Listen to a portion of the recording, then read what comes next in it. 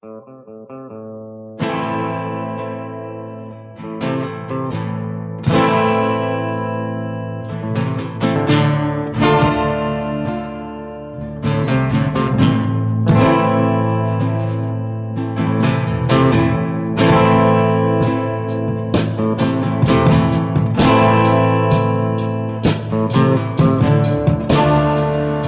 should intro this because you entered the other one. All right, so welcome to Faith Over Breakfast, what do you call this, Andy? Because this is your idea. You want us to summarize a little bit of what we talked about. It's the pregame show. We want to know. Yeah, here's what's about to happen. Except the pregame show, you don't know what's going to happen. So this is the little.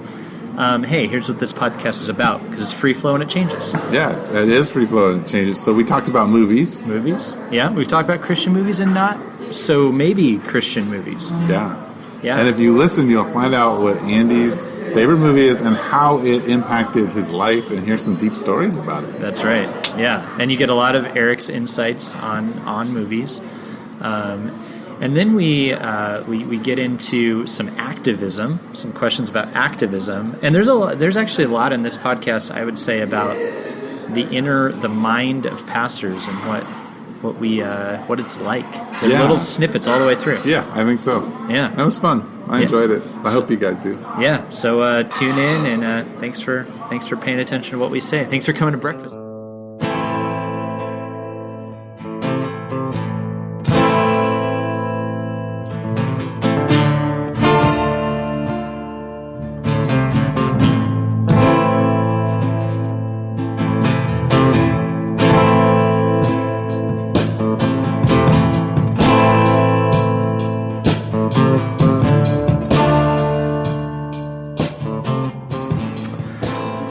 Good morning and welcome to Faith Over Breakfast. My name is Andy Littleton. I'm from a church called Mission Church in Tucson, Arizona. I'm with my buddy Eric Deepen, who is from a church called The Village in Tucson, Arizona. Yes, from The Village, Tucson, Arizona.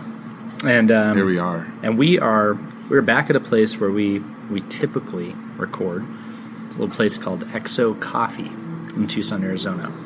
Great coffee, great breakfast foods. You're having the Whiskey Town sandwich. They were out of meat. You had to go vegetarian. Are you a vegetarian or no? But they offered double egg. So I said, egg? Sure, okay, double egg.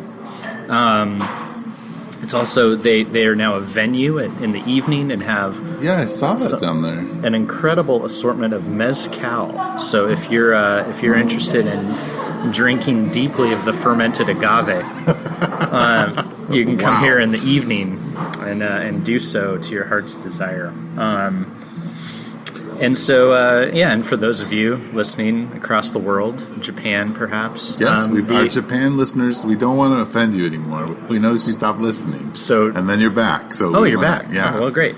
Well, the agave is a plant. It is a cacti of sorts that has these long leaves that channel the water down to their roots when it rains, and they've been used for many years in the Southwest to make different forms of alcohol. Yes, definitely. And people here love it. So anyway, Exo Coffee. We appreciate the loft space here, which is a little less loud than Bisbee Breakfast Club, where we were last podcast. Yeah, I mean, and we're hope that like when we hit 100 episodes, we'll finally have like a beautiful mic system, and people will hear us clearly, and there won't be any background noise, but then it won't really be Faith Over Breakfast. And then it'll be terrible. Yeah, it will be. But we'll be making lots of money. Oh, so much money. Mm-hmm. Yeah, because we're probably the best podcast out there. Oh, yeah. I mean, really, who's better than us? I mean, Bad Christian, don't listen to them. The Liturgists, I mean, what are they? Oh, yeah, I don't know. I mean, PBS on steroids, I don't know.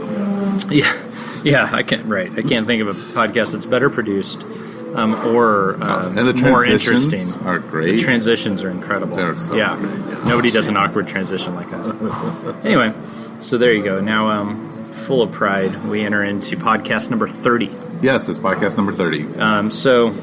Hey, I showed up not knowing what to talk about, Eric's got all sorts of thoughts, and he's obviously been thinking about movies. He's been watching movies. So, Yes. Eric, there's movies of decades, and I have to admit, I grew up a good chunk of my life without a television. Me so too, by the way. Really? Yeah, I didn't have a TV until I left the house. Oh, okay. I had one before I left the house, but not for a lot of my childhood. So there's a lot. I did not catch up. You sound like you caught up. Yeah, well, I moved into a house that had cable. Ooh, yeah. Wow, And then that's a big step. I caught up on all the Magnum PI I've never seen. Wow. And Rockford Files. And I watched all the old shows so that I catch up and be culturally, indoctrinated. And that could sum up just your church. Yeah. Is like Eric grew up sheltered and then did everything he could to become culturally indoctrinated and now leads from that place. Yes. Is that right? Much, yeah, that's it. It's this weird conservative liberalism that I... Yeah. Or is it a liberal conservatism? I have no idea. Yeah, one of the two. We're talking about movies. Oh, let's start with you. Right before you bite that beautiful egg. I'll wait. Let's just go with if you're on a desert island and you have to have one movie with you. Field of Dreams. Field of Dreams. Easy. Wow. Yep. Done. Conversation over. All right, yeah. All right. Mic drop. Mic drop. Field of Dreams. What about Field of Dreams just grabs your... The movie. The movie itself. The story. Yeah, Yeah, and later on I found out that the writer of Shoeless Joe, the book that informed Field of Dreams, said he actually loves the movie, which is very different. And the movie is different than the book, but he said they captured it. They captured the essence. They captured the idea of his book, which is exciting. So, that's really cool. Yeah. You like baseball? I love baseball. Oh, see, there we go. Yeah. Did you play baseball in high school? No, I played up until high school. Okay. I stopped all sports. I didn't play any sports in high school. So I played basketball, baseball. Why did you stop playing sports in high school? Because let's see, probably a couple reasons. One, I had a really bad experience in sports just before high school. Okay. And I didn't understand it until mid-high school. Okay. And then number two, I wanted money. And so you're talking I became aware that I could get you being an athlete, is that what you're saying? Yeah. Okay, anyway. And there's a theme around both of these, and the theme around both of those events has to do with being poor. But I got a job as early as I could. I mean, I worked full time for a large chunk of high school. I worked full time in restaurants, and so I could have the things my friends had or whatever. Basically, it's at the end of the day is what I was trying to do, and so I worked a lot. Can you tell us what happened? Yeah. So in that before high school event, that kind of. Yeah, so I was on the championship team that year. Baseball? Baseball. But I was a really good player. I was especially a good pitcher. I had a good arm, and so I'd gone into that year assuming I would pitch and kind of excited about it. And I tried out and it went great. And I was like, yeah, I'm pretty good. I'm going to play. And the coach didn't really talk to me about it, but he played his son all the time as pitcher, who was a much better catcher. And I knew it. I thought I knew it, and it seemed like everybody else knew it. And I got little comments from other parents and stuff like that. They were like, "This is just not right." But I wasn't really processing all of that. And at some point, I just was like, I guess maybe I'm not that good. Maybe I don't know how to do this as well as I should. I mean, I feel like I'm pretty good, but maybe I'm not. And so then he didn't really play me any other position, so he put me in about an inning a game. The irony was, in the championship game, one of the best players in the league, hit a towering high fly ball way into the outfield, where the coach had stuck me for my 1 inning a game, which he had to play me 1 inning a game. And I trailed it out of bounds, caught it. We won the championship. I got the game ball. Wow. Oddly enough. And so then later in high school, I was writing, actually, I think I called it, here's how much I liked Field of Dreams. I called it Yield of Dreams. This yield, paper, like yield. Like, okay, Yeah. stop, kind of yield. Stop, like where my dreams ended or had to stop. Oh, wow. And I wrote this paper, and my mom said something, like she read it, and she's like, well, I feel like I need to tell you a little more about that. I said, oh. And she's like, we didn't really want you to know, but we had home and away uniforms. We were the only team in the league that had 2 uniforms. Okay. We had like striped pants and fitted hats.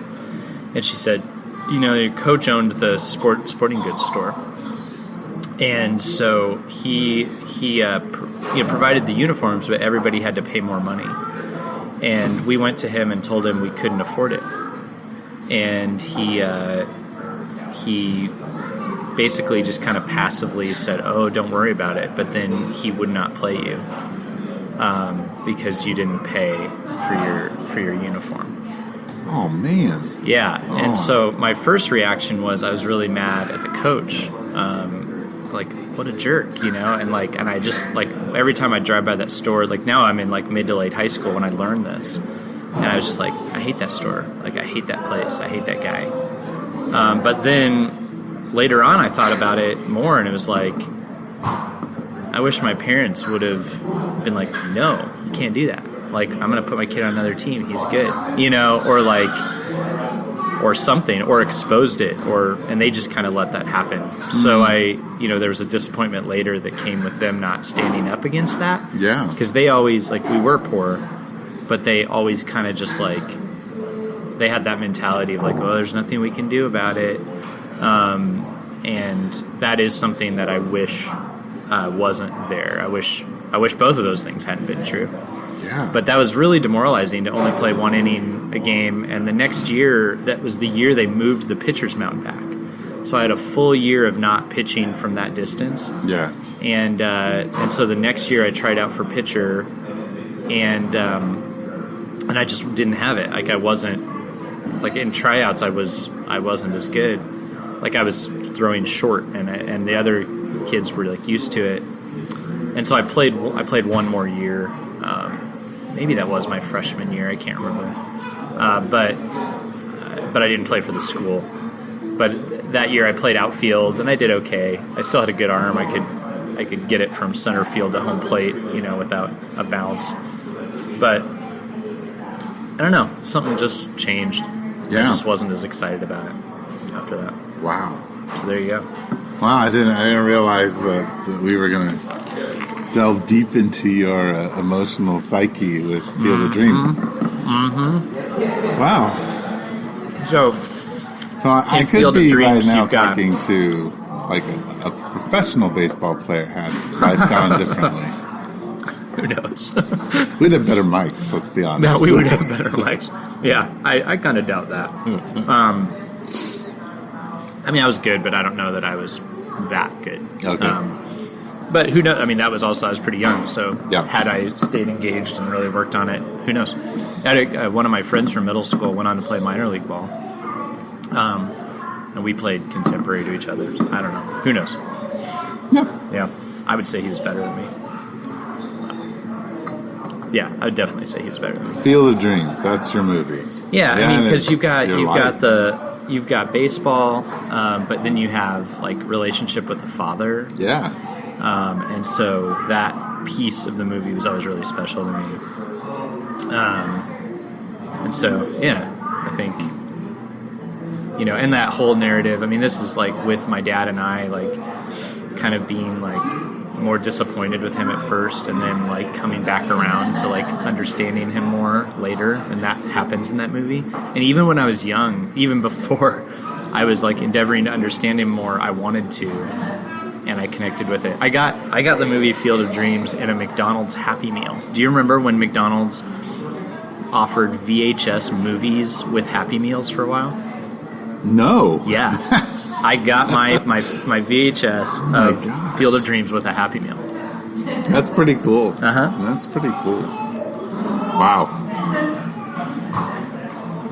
I'm kind of speechless. Like, I did not expect this whole movie conversation to bring that out. That's pretty cool. So what's your favorite movie and why? Well, number one movie would have to be The Matrix. Oh. And it's probably the movie I've seen the most in my life. And if we're talking about movies that Christians should have made, it was The Matrix. True. I feel like it is. I've seen it once. Artistically, one of the most, the best expression of the gospel and what it means to be a minister, what it means to be a pastor. There's so many illusions, and they're all there on purpose. I once read an interview early on before the Wachowski brothers started redefining the narrative of why they did the movies they did and how they did them. Yeah. And they talk about how the first one is supposed to be a picture of Christianity with a little Buddhism thrown in. The second one... Really? So they acknowledge this? Yes. Wow. The second one is supposed to be Greek mythology. And the third one is supposed to be Jewish apocalyptic, what's the mystical...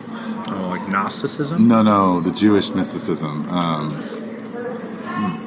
Kabbalah? No, is it the Kabbalah? Oh. Yeah, it's the thing that like all the movies, a lot of the movies start into. Sure. So it's that kind of apocalyptic, Jewish mysticism, probably having its roots in Baal worship and all those kinds of things. But anyway, it's supposed to represent sort of those three narratives.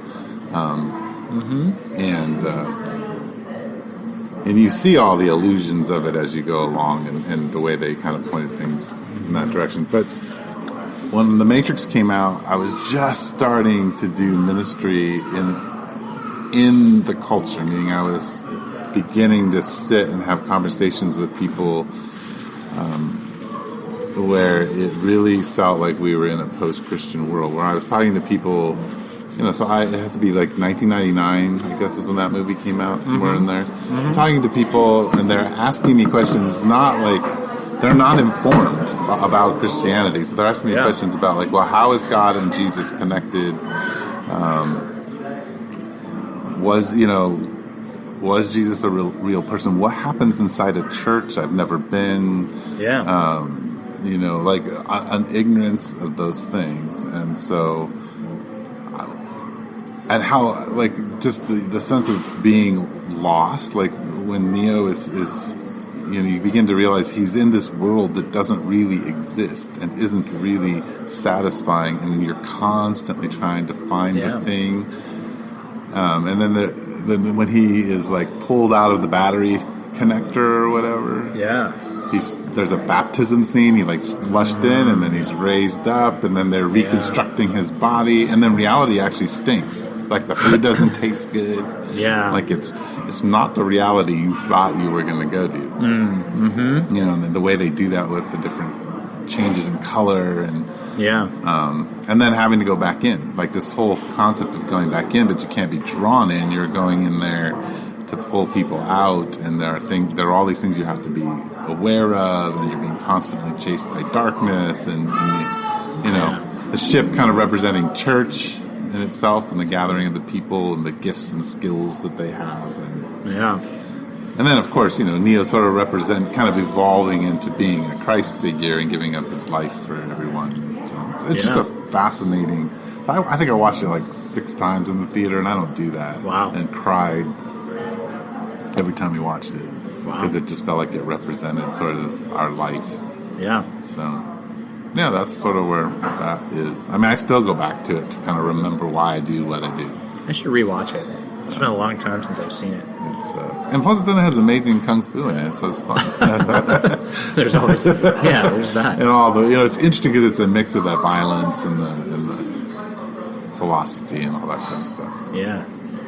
Another movie that oddly came about for me by watching, I was looking for movies to watch with Abby, and this was always one that was on the edge of like, is this okay? Because it was a little more dark, but that I just think it's a really helpful, feels very Christian movie to me, is The Iron Giant. Yeah, I haven't seen that yet. You should see The Iron Giant. All right, I will watch The Iron Giant. Maybe I'll watch it with my kids. Yeah, you should. At this point, for sure. Like, I mean, this is where the debatable parenting. I was watching with Abby when she was like 4. Yeah. But it didn't. It's a cartoon, right? It is a cartoon. It's just a little dark, and it's a little like, it's one of those ones that seems like it's more made for adults, really. Right. But I think that's an excellent, a being comes from outside of this world, and is despised and rejected. And anyway, just have to check it out. Yeah, I definitely will. Yeah. So yeah, on the like Christ theme. So you like Matrix because of the themes and everything. Is there a movie that's just like outside of all that you're just like, I just love this movie because it's just fun or good or means a lot to me? The Royal Tenenbaums. Yeah. That movie, just the characters in that movie just make me laugh. Like, it's such a dysfunctional and weird and quirky. Yeah. Like, I don't care what's happening. Yeah. Like, the plot is irrelevant as just the characters are. They're just.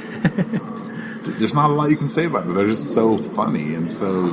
Yeah. Have you ever seen Harold and Maude? No, I have not, but I've heard about it. Yeah, that's on my list of movies that I like, but it's super weird and it's weird, but I like it for a number of reasons. Right.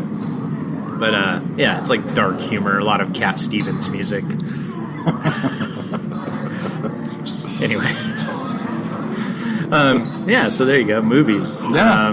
You were the movies of the decades. I don't, I'm not into you could that. Monologue about it. Could be Eric monologue number 2. Eric monologue number 2. No, I'm not actually. The hard part for me is that when I watch a movie, it's more I get a feeling from the movie. So I watched Reality Bites. Yeah. I don't know if you've ever seen that movie. No, I haven't seen it. But it just defines sort of the helplessness and pointlessness of being a Gen Xer and then trying to find your own way and find meaning in life and kind of trying to handle the dysfunction of your parents and all that kind of stuff and just the impact that's had on you and sort of just trying to deal in the new world. Like Garden State is like a millennial movie, like a lot of millennials, like one of the philosopher guy, Michael Kuzma. We were just talking about this last night. That's partly why I was thinking about these things. I mean, Garden State is his movie. Like, it's the thing that defines who he is and helps him understand his generation. Interesting. Yeah. Huh. St. Elmo's Fire did that for a lot of older Gen Xers. So the ones who were born in the like early 70s. Maybe in part of the 60s. Okay. So, I don't know. They just kind of catch something of the struggle they feel in life. Mm-hmm. And they have good actors usually. So. Yeah. I don't know. I'm not really good at talking about film, other than how that makes me feel. You couldn't be the film critic. I wouldn't be good at it. No. Yeah. I'm not good at that. I mean, I am good at the ones I don't like. Yeah. Is it? Are you the critic though, where you're like, the cinematography was, or are you just like, I don't like that? No, I don't like that. Okay. Well, I mean, I think sometimes it's just the quality of storytelling is always important to me. That's what I have a problem with. Or just the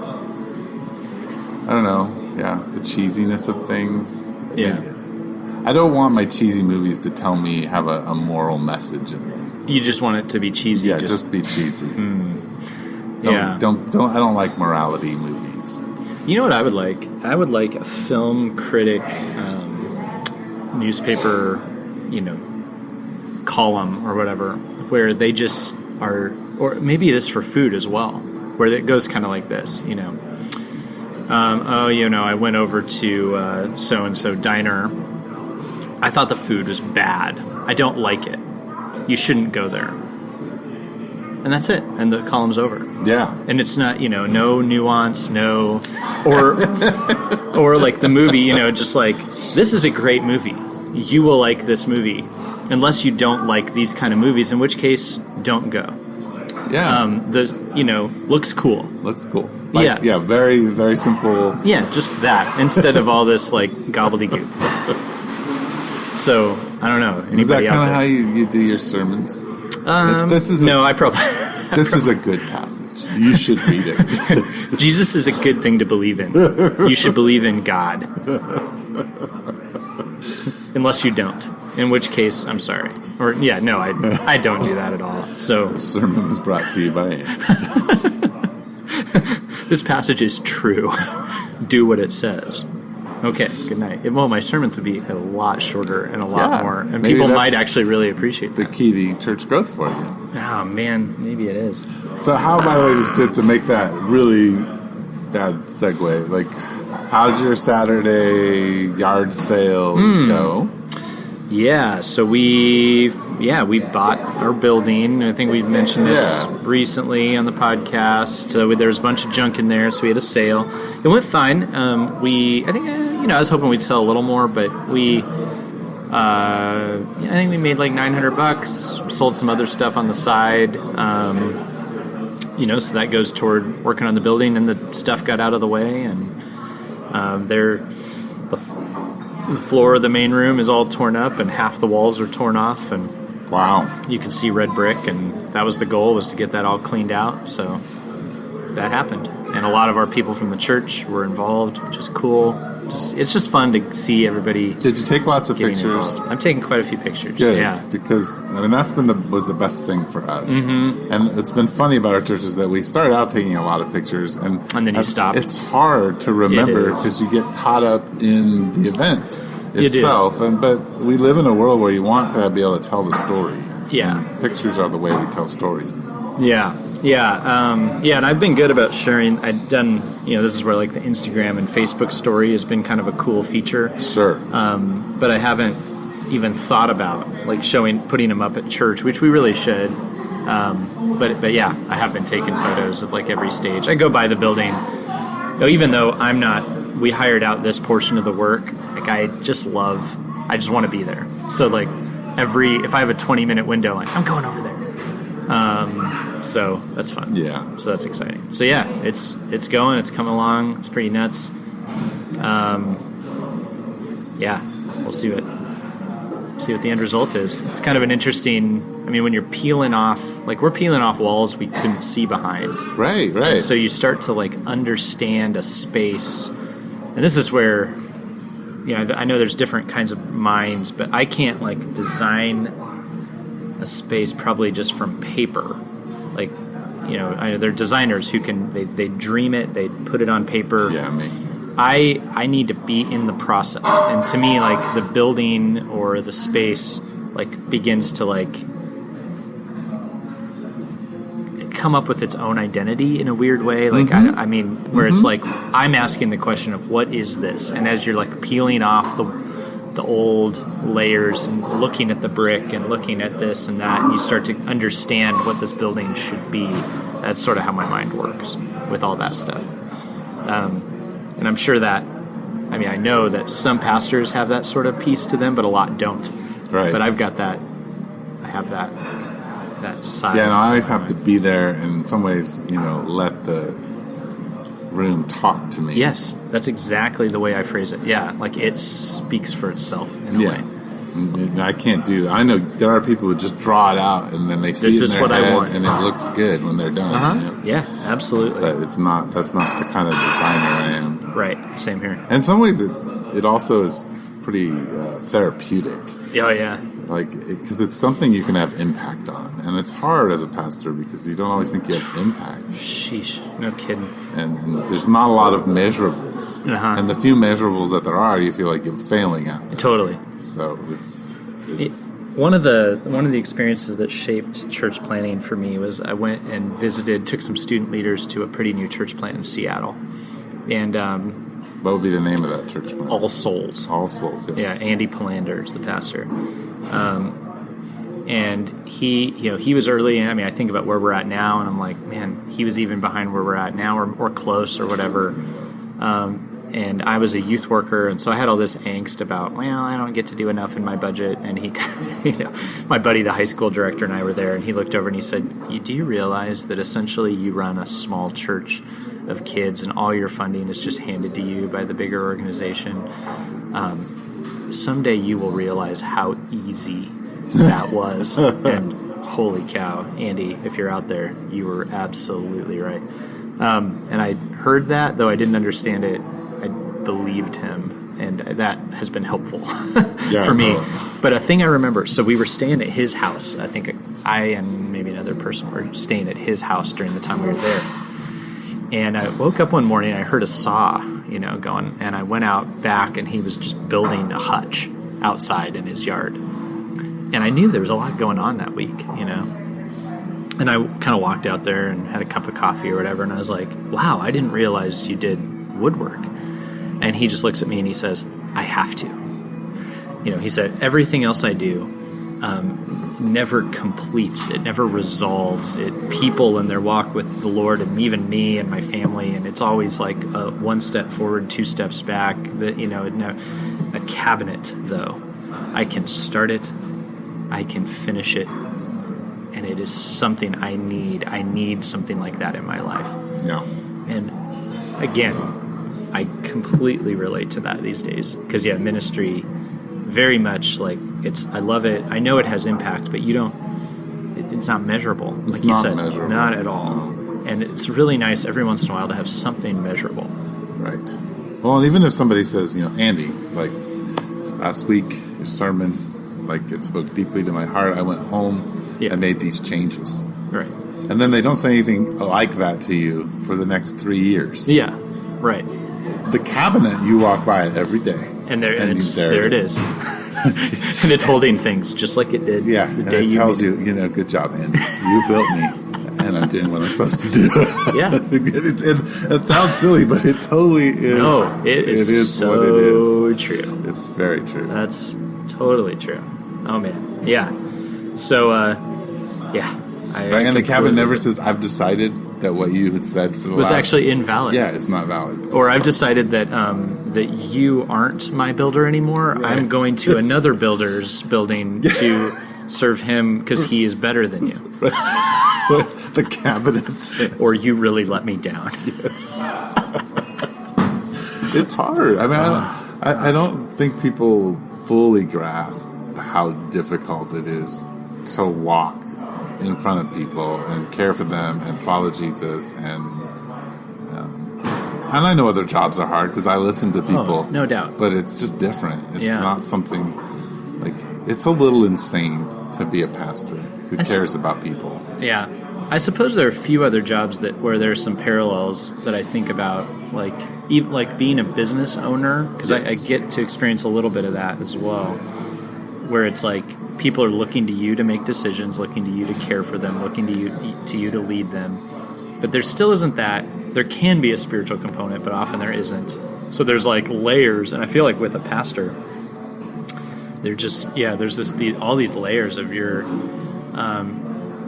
you're to be the example and the helper and all these things, as well as the leader, and all of that is So it's probably better to just debunk that as early as possible. But at the same time, that's the role. Right. It's just you're not going to live up to it. Definitely. Yeah. And there's no nonprofit organization in the world that is completely designed to be in every single aspect. Right. So you're in people's bedrooms, you're in people's dinner tables, you're in people's with them finances. when people die, when they're born. Right. When they're having trouble with their teenager. Versus the nonprofit that's like, we're here to help you farm. Yes.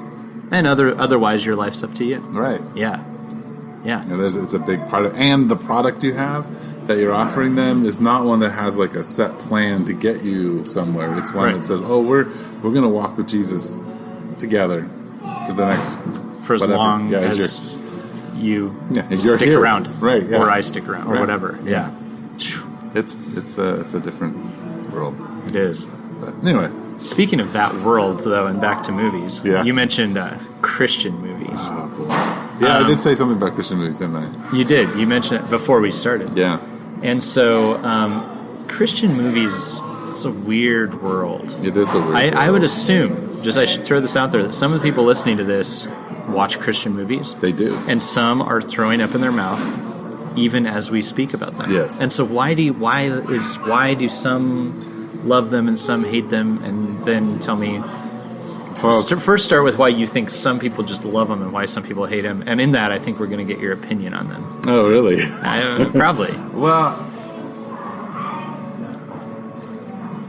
Okay, I don't want a long pause in our podcast, so because we don't edit out everything. That was dramatic. Yeah. So I think that there's something about them that tug on our heartstrings, and they tell us. I think they're very similar to romantic comedies, and that there's like a problem that needs to be solved that has to do with love, and love eventually is victorious. Right. And that's usually the arc of Christian movies is the same as romantic comedies. Yeah.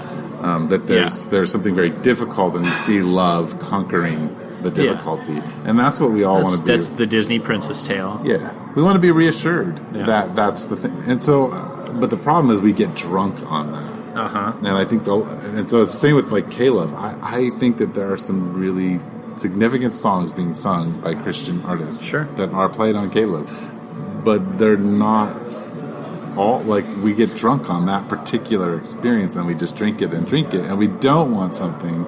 Particularly Americans, we don't like things that don't resolve. Yeah. We don't like things that end in tragedy and don't have explanations for the tragedy.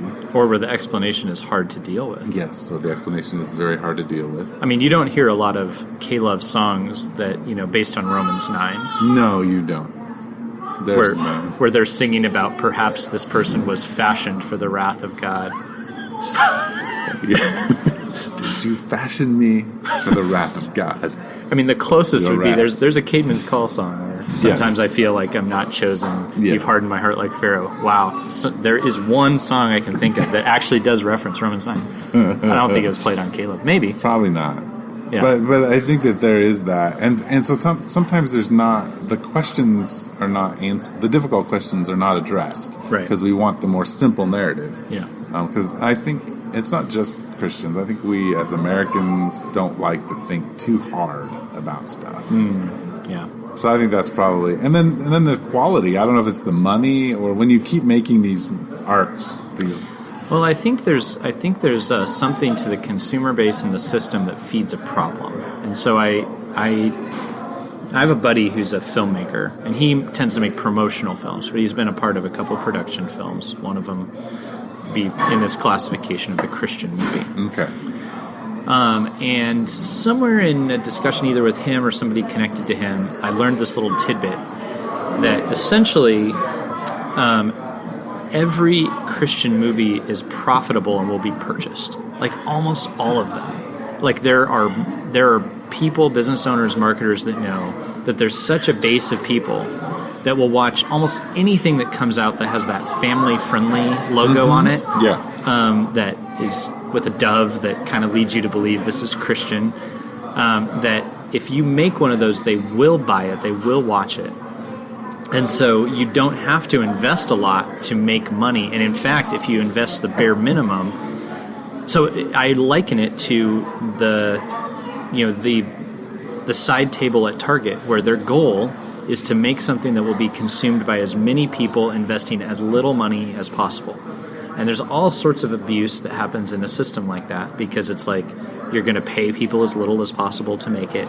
Your goal is not that it has any lasting value. It becomes very much a bottom line discussion. And so having heard that is the thinking behind certain Christian movies is sad to me, because I don't think that is a Christian mentality of producing culture. Right. So that, I think, contributes, because then you don't get a great writer. You take any mediocre storyline that sort of concludes on somehow love wins, or like they ended up in church after all, or whatever, right, is like, cool, we can make money on that. Right. Sad. It is. I mean, so the marrying between consumerism and sort of this particular experience that you can have. Yeah. They make money, and whenever there's money. And because of the Judeo-Christian base of people in the States, marketers go out. And I have a sneaking suspicion that a lot of those people who promo those films and buy them aren't like necessarily Christians. So I don't think this is like Christians peddling the stuff all the time. I think it's business people. Right. Well, and the odd thing to me is, as I spend time as a pastor ministering in this city, and I minister to a lot of people who are poorer. Yeah. And I talk to them. Guess what they love watching? Christian movies. Christian movies. And they're not Christians. No. But what it says is, and I hear this repeatedly, is there's this hope that that life, the thing that's being presented there, the perfect family, the thing where there's no violence or abuse, like that could be us. Yeah. I was trying to think of the song. Man, I just blanked it, but where it kind of trails through all these different scenes of people, like the girl going for an abortion, the poor guy on the street. It's got a little bit of rap in it. Man, I don't remember. This is where I'm really bad. It's on the podcast. I should not be going off. Maybe I'll remember the movie. But there's this deep hope for this wholeness, and that captures that. But it's a false wholeness. Yeah, it is. Like, you know, it's the wholeness of everything,'s fixed here on earth, and so it's okay. Yeah, so it touches on this longing for heaven, which I think is good, but it doesn't actually help people step into the reality of what it means to walk with God in a really messed up, broken world. Yeah, I mean, that's kind of where, I don't want to, like, spoiler alert Iron Giant or whatever, but I mean, you've got a broken home, you've got all this stuff going on, you've got, the world is a dark place, bad things are happening, and there's an act of redemption. You do get a sense that maybe people are self-reflecting on that, but you don't get a sense that it all just, in my mind, I didn't get a sense that it all got fixed. Right. Maybe I'm being generous to the Iron Giant. I guess there is an element of, like, maybe there's hope. Right. And I think we should feel those kind of feelings from the gospel, like, there's hope. No, there is since hope. This can happen. There is hope. So I want to be left with hope, but not everything's fixed. So it always drives me nuts, like when the football team in the Christian movie starts following Jesus, and then they win the championship. And then, you love when they kind of pull back and let them lose the championship. That's a little better. And they're kind of trying not to do that. Right. But they all end up totally happy with it. I mean, I would love, like, the two people on the team become Christians, and then it turns out that, like, half the team is actually really crooked after all. And then they lose the championship, and the Christian guy loses his temper, and the non-Christian guy is fine. And they have to, like, work that out, and then the pastor comes and goes, wow, following Jesus is really harder than you thought, isn't it? And Andy just wrote his first movie. And the movie ends there. Because that's a little more like it. Right. Yeah. Well, I just think it's hard for us to deal with Jesus even in movies, Yeah. because we either, like The Passion of the Christ, which is a super well-made, brutal movie, right? But it's on the cross. That's the focus. Yeah. Or we go into, like, movies with Jesus where he just is so utterly or broken, like he's not really the God of the universe. Right. Or he's just ethereal, like he's just kind of floating around. And he gazes at you, and then everything is, like there's... But he gazed at Judas for 3 years, and that didn't fix things. Yeah, it didn't fix things at all. Right? Right. Well, and there's, like... It would be interesting to see a movie where he just was... There was a sense of his humanity, like, where he's afraid of being run over by people. He's telling the disciples, you have no faith, you have little faith. If you just had a mustard seed of faith, you guys are idiots. Like, if there was sort of, like, that kind of expression... Yeah. I don't see that. And I almost lean toward, like, keeping the commandment on this one, like that you shall make no images of God, because I think now I know there's a lot of debate on that with, like, Jesus, who did incarnate, but I think because you're never going to capture him, that, like, trying to, it kind of is, I don't know. I think you're kind of wading into some weird waters there. Yeah, that's probably part of why we're always, like, going, no, So it's like maybe the best way, if you really wanted to, like, think about Jesus through movies, is take everyone that was ever made and conglomerate, just stick them all together and go, well, this one might have shown this, and this one might have hinted at that, and then, I don't know. Yeah, I don't know either. I kind of don't like movies where Jesus is actually depicted. Yeah, I didn't watch The Passion of the Christ. I don't tend to watch any movies with Jesus, but part of that's not because I would go with the Ten Commandments, so that's an interesting thought. It's mostly I don't want a version of Jesus stuck in my head. Like, Yeah. I don't want that picture. Well, that's kind of what I've thought was a piece of that commandment, was that, if you start creating images of God, that you get a version of God stuck in your Right. head that may not meet the full breadth of what the scriptures are describing. Right. And it's unavoidable because now, It is. pictures of Jesus are all over everybody's walls, even know. people who don't believe in Jesus. Yes, so I know. it's unavoidable and it's irritating. I know. I don't mind there's when- actually one in our home that my great aunt gave me. Oh, there you go. That So is- you have one. I know. Oh my And goodness! You need to go take that down right now. I know. It's weird. It's like, it's a thing where it's like, this is a piece of like something my great aunt was trying to invest in me. I mean, she wrote to me on the back of it, but it's also something that I sort of like reject. And it's an interesting thing. Like, I go back and forth on whether, I want it or not. And it's interesting. Yeah, it's history. Yeah. Yeah. So Yes. that's hard to let go of. Sure. Oh. Yeah. Yeah. Anywho. So wait, there was one more thing you wanted Yes, to talk about. drive-by activism. Or Drive-by activism. The activism of the millennial and why they can't stick to one thing. Yeah, so you were just saying, because, though I guess we won't know for sure, but, hashtag Me Too, huge. I mean, we've got cases, we've got stuff going on. The radio was on this morning, I heard something about it. But you were saying, like, hey, when's the last time we heard Black Lives Matter as a big thing? It seems like we've generally moved on from that. I mean, Right. I've heard the news cycle is 4 days. Yeah. That's wild. That is wild. Which means that it's very difficult to build like any kind of momentum, or I don't understand. I don't know.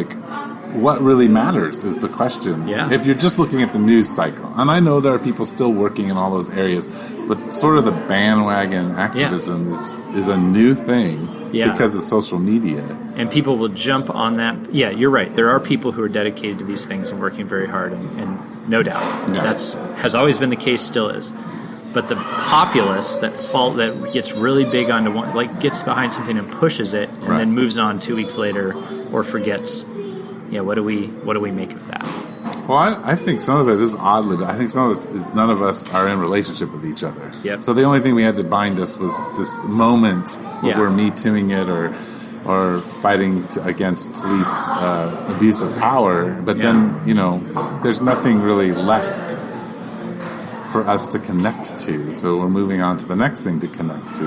Especially if you're not experiencing the police's abuse of power, say. Right. You can hear the story and go, oh my gosh, that's terrible. Throw out some social media stuff, sign some petitions online. But then, since you don't tend to experience it, it drops off for you. Well, and I think, too, we still feel powerless. Because even with the Me Too thing and big, gigantic people, or people who mean something, are toppling, Yeah. it still seems distant and far away from us. Yeah. And we just we can't impact things, and we don't want to take the time to do it. I don't know, if something really means something to you, you probably should dedicate your entire life to it. Or at least a big chunk. A big chunk of it. See, I feel a little less disconnected from that than you do, though, at the moment, because, they're, just frankly, this, it has impacted people in my community specifically. And so there is the Me Too thing, or the it has, yeah. So there's there's an engagement occurring, for us that is more personal. That I don't know if it would have. Some of it might have come to a head without this movement. Actually, some of it may not have. But it's for us. There are people who we know, love, and care about who are impacted by these things. And so I don't think the movement will necessarily matter in the long run. The movement mattered. I don't want to say it that way, but I don't think that if the movement dies out or isn't as prominent, sure, I don't think that will cease to matter. Right. But that's because. But those are the dedicated people, and I would say that that's the same in my church in that particular issue, being that it's so prevalent within our context. Right. I guess I think of it more just as an overarching generational, hey, this is how I feel and see. No, you're right. It's not the same as the activism of the 60s. No. And Whereas, like, to be involved in it was to be all in and Yes. physically present. Yeah. And we had this discussion about the TV show Blackish, right? Yeah. Where there was that idea that, like, no, like, back when, I think this is parents to the kids, like, no, like, activism is like you're actually there, and Right. like it costs you something. Right. And an activism that doesn't cost anything is questionable. Yeah, I think that's the big part. Yeah. And so, and I'm not denying that today there are activists who it's costing them. Yeah, no, I don't deny that either. I just don't know generationally if Xers and millennials really want it to cost them. No, I don't think so. By and large, nor want anything to cost. Right. Like, well, I mean, we're in I guess, what people have said is the me generation. So, something is not good if it demands something of me or takes away my happiness. So as long as it brings me happiness, like I feel like I'm standing for something good and I'm on the right side of this issue, then I'm in. But as soon as it starts to hurt, or say I am the abuser, actually it turns out, then this is all garbage. So I'm sure we have to wrap up here soon. Yeah. But I have one question for you I just want to hear you think about this, or how you think your congregation will react to this. So if you guys, I don't know if you guys kind of practice Lent as a community or not, but no, could you imagine banning electronics in your church for a 6-week period of time and saying we don't want you to bring your cell phones into church? How would your congregation react to that? I guess like my gut reaction is I think they'd be okay with it. I think that in general, it's funny because I've thought about our church in comparison to some others, like what makes us different. And we do, obviously we're on our phones and do some social media stuff. But I think that I could identify other like millennial churches in town that like that is like way more like that's the vibe. Like you would, having a strong Instagram presence and speaking and being active on social media is a higher value. Yeah. I'd say at our church it's a lower value. And I think that honestly, I know I can speak for myself and probably Nick that if I turn my phone off, I put it on airplane mode when I show up, or as soon as I remember to. And I love it. Part of what I love about being at church is nobody bugs me. I'm with people I love, and nobody from the outside is bugging me, nor am I thinking about needing to communicate with anybody in any way.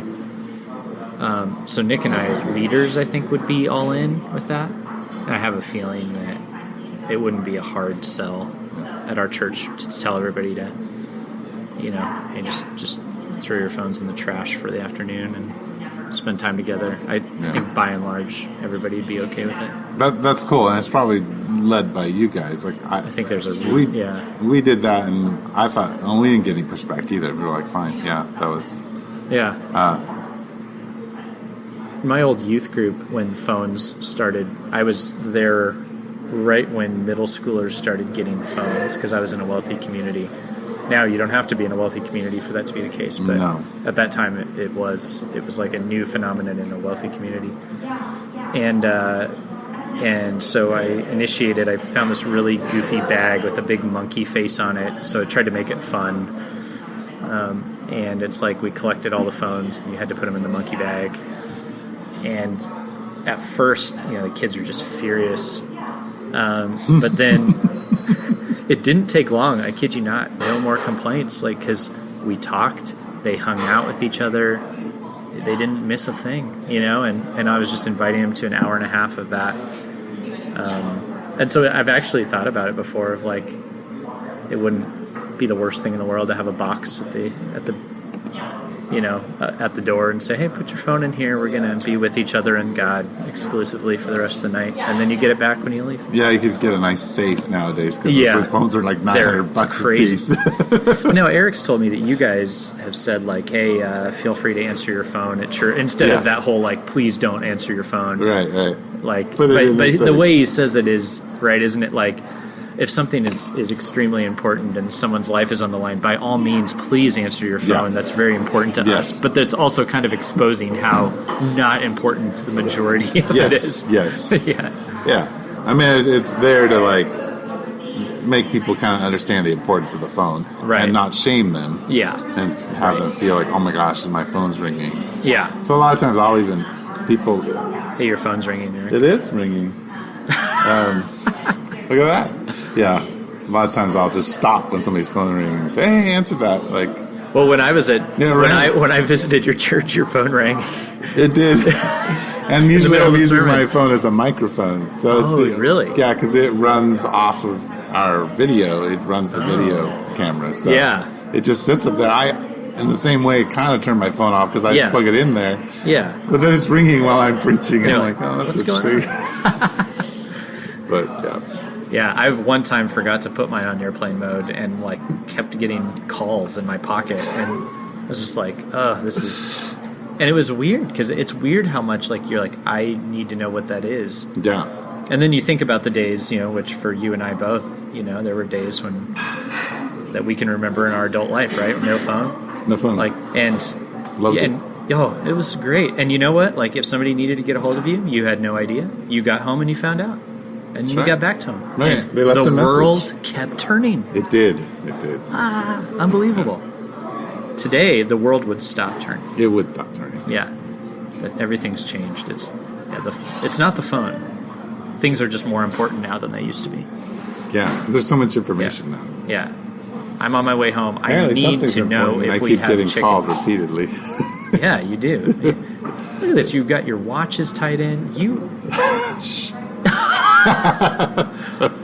I have zero interest in a watch that is linked to my phone. Okay, so zero. I'm like the weirdest person because I'm very anti-technology, but then I have it all. Yeah, you're not anti-technology. I am. Really? So here's the problem. Yeah, you do have it all. People texted me and call me, and I don't call them back and I don't answer their texts. And part of it is that I have gotten to the point where I'm used to it buzzing in my pocket, and you can't tell when it is or is not buzzing. And I just forget about it. I just think, I don't have a phone. Do you have the phantom buzz when your phone's not there? Yes, I do. That is so creepy. It is a little What weird. is up with that? So I got the watch because I was missing phone calls and missing texts, and people were complaining. Oh, man. And so now the watch tells me that I am getting a phone call. I got the smartphone where I could sync a computer or a calendar between my computer and my phone because I would miss meetings. Yeah, that was and the original reason I did that. invitations to all of our meetings. I do, and I have to do that for myself because if I don't get a meeting in my calendar, I kid you not, I can tell somebody, I can be walking out the door and say, hey, okay, I'll meet with you at 11. I'm leaving at 8. I will forget that meeting. I put meetings in my phone for 1 hour later. Like, that's how scatterbrained I am. And I've kind of always been that way. Like, even before technology. That's why I got my first smartphone was at my old church. It was like I missed several meetings, and somebody kind of sat me down and was like, what's going on? And I just said, I don't capture this. I forget. And I said, I need help. Can you guys help me buy a BlackBerry? Like, I don't... Ooh, this is back in the BlackBerry days. This is back in BlackBerry days. And I told him, I said, I don't want a BlackBerry because it's cool. I just don't. I need something where the synchronization happens, where if I'm on my computer and I put it in, it's on my phone. If I put it on my phone, it's on my computer, and I'm getting reminders. And so they said, sure, Andy, we'll help you buy your first BlackBerry. And I've kept a meticulous digital schedule ever since. That's number one. And then the added benefit of having a camera. I love that. I love being able to take pictures. Yeah, that is a good part of it. Yeah. I don't like social media and how I want to check it. Yes. In fact, I spent the 20 minutes before this just, catching up on my social media for the day, Yeah, and I do that too. And it's bad. It's not good, and I don't like it about myself. and I know I'm not alone. It's like all the rest of the world. But it's like, did anybody check what I said? Or did anybody send me something really important? What if there's a friend request that I don't know about that I haven't accepted yet? I really should check this. What is so-and-so doing? Yeah, right. What pastors tweeted out the cool things that this is doing? Yeah. Who's reading what book right now? Yeah. And what great article did they share? Wonder how big his church is. Yeah. Is it bigger than mine? It's bigger than mine. Do people like him more than they like me? Yes. Oh. That happens. Yeah. Oh my God. They do. I had to unfollow churches at the early stage of church planting because of jealousy. There were churches that I had followed before that every time I'd see their Sunday service, I would be like, oh, they're doing so well. And I realized this is garbage and this isn't love for my people, and I need to stop looking at that. So I went and unfollowed them all. Isn't that pathetic? That's not probably really wise and healthy of you. It was. But the fact that I had to do it was really sad. Yeah, well. Because it did mean I didn't just love my church like I should have. Yeah. But it helped me to love them, to quit worrying about what everybody else was up to. Yep. Yikes. Well, we should probably wrap this up. Absolutely. This is Faith Over Breakfast. And Andy and Eric are signing out. Signing out.